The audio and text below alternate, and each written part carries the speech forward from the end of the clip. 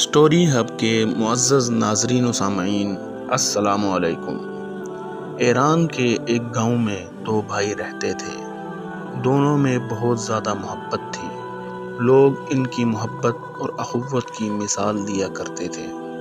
بڑے بھائی کا نام عبداللہ اور چھوٹے کا عبدالرحمن تھا۔ عبداللہ شادی شدہ اور 4 بچوں کا باپ تھا، جبکہ عبدالرحمن غیر شادی شدہ تھا۔ دونوں برتن سازی کا کام کرتے تھے اور اپنے کام میں بہت ماہر تھے۔ وہ سال میں 2 مرتبہ اپنے تیار کردہ برتنوں کو بیچنے کے لیے شہر جاتے اور واپسی پر اپنی ضروریات زندگی کی چیزیں خرید لاتے۔ اس کاروبار سے انہیں معقول آمدنی حاصل ہوتی تھی۔ حسب معمول دونوں بھائی برتن لے کر شہر کی طرف روانہ ہوئے۔ یہ کئی دنوں کا سفر تھا۔ ابھی وہ شہر سے ایک دن کے فاصلے پر تھے کہ دوپہر کا وقت ہو گیا۔ انہوں نے ایک سایہ دار درخت کے نیچے گدھوں سے سامان اتارا، گدھوں کے آگے دانہ ڈالا، وضو کر کے نماز ظہر ادا کی اور کھانا کھانے لگے۔ کھانے سے فارغ ہوئے ہی تھے کہ انہیں ایک شخص کے چلنے کی آواز سنائی دی۔ انہوں نے دیکھا کہ گرد و غبار میں اٹا ہوا ایک شخص ان کی جانب آ رہا ہے۔ اس شخص نے قریب آ کر کہا، اے دوستو، کیا تمہیں کسی ہم سفر کی ضرورت ہے؟ بڑے بھائی نے جواب دیا، کیوں نہیں، ہم سفر کی وجہ سے سفر آسان ہو جاتا ہے۔ اجنبی ان کے پاس بیٹھ گیا اور اپنے میٹھے لہجے سے دونوں کو اپنا گرویدہ بنا لیا۔ کچھ دیر آرام کے بعد سفر دوبارہ شروع ہوا۔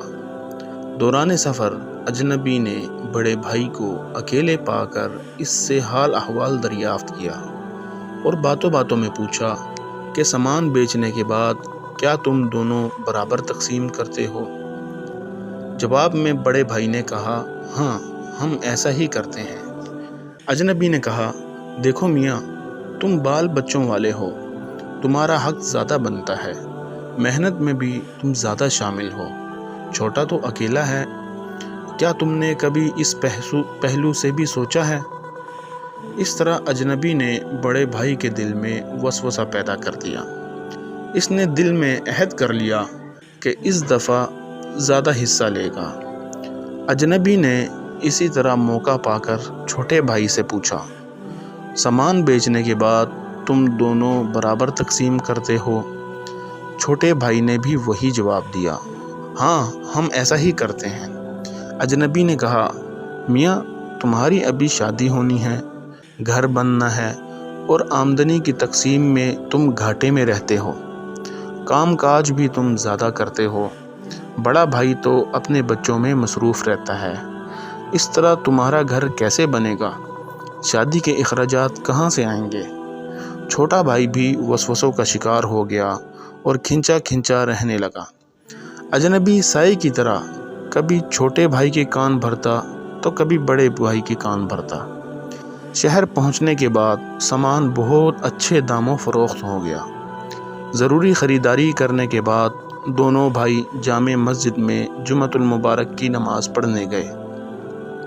امام صاحب نے خطبہ کے دوران سورۃ الناس کی تشریح فرمائی کہ شیطان کس طرح انسانی ذہنوں میں وسوسہ پیدا کرتا ہے، اور فرمایا کہ اگر کوئی بھی آپ سے کوئی ایسی بات کرے جس سے آپس میں پھوٹ پڑے، بے اتفاقی پیدا ہو یا حرص جاگ اٹھے، تو آپ لوگ فوراً لا حول ولا قوت الا باللہ العلی العظیم پڑھیں۔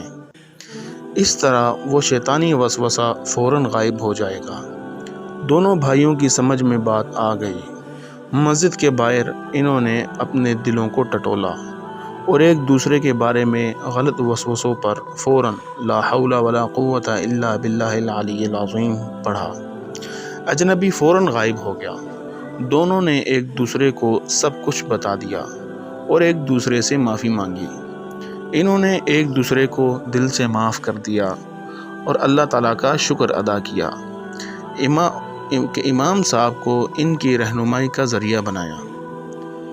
اس کے بعد وہ امام صاحب کی خدمت میں حاضر ہوئے اور ان کا بھی دل سے شکریہ ادا کیا، کیونکہ انہی کی بدولت وہ لوگ شیطان کے مکر و چال سے بچ گئے تھے۔ ناظرین، یہ تھی ہماری آج کی کہانی۔ اگر آپ کو ہماری آج کی کہانی پسند آئی ہے تو اسے لائک کریں، شیئر کریں اور چینل کو سبسکرائب کرنا مت بھولیے گا، تاکہ آپ کو ہر نئی آنے والی کہانی کا نوٹیفیکیشن بر وقت ملتا رہے۔ شکریہ۔ السلام علیکم۔